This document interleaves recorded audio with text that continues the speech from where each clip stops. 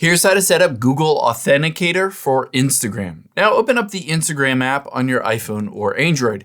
We need to get to your settings to be able to enable the Google Authenticator codes. So to do that, at the very bottom right, we're going to tap on your profile and then the three lines at the top right.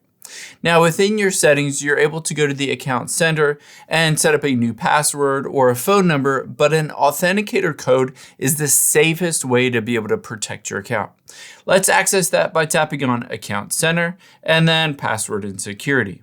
From here, we're going to choose two-factor authentication and of course for Instagram, and you'll be able to see it gives you some options on here. I already have SMS text message codes. However, I can enable Google Authenticator as well just by tapping on the Authentication app here. Now I'll show you how this works. This will give you an initial key on Instagram that we're then going to turn over and enter that into Google Authenticator app. So let's hit the copy key button, and then we're going to open up the Google Authenticator app. If you don't already have this installed, just download it onto your iPhone or Android and then log into your Google account. After you've done that, you can add Instagram to this list by tapping on plus at the bottom right and enter a setup key. Now from here, let's name this, of course, Instagram, and just paste in this key and hit add.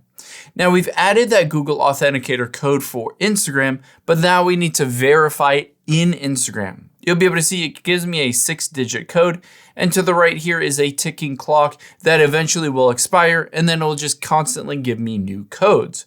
So all I need to do is get that code and enter it into the Instagram app. Let's wait until it refreshes so it doesn't expire on me. After it does refresh, let's just tap on it to copy it and go back to Instagram.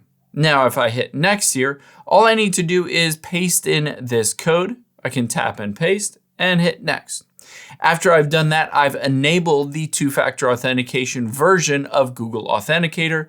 You can see everything is set up. I can also get a list of backup codes if I need to.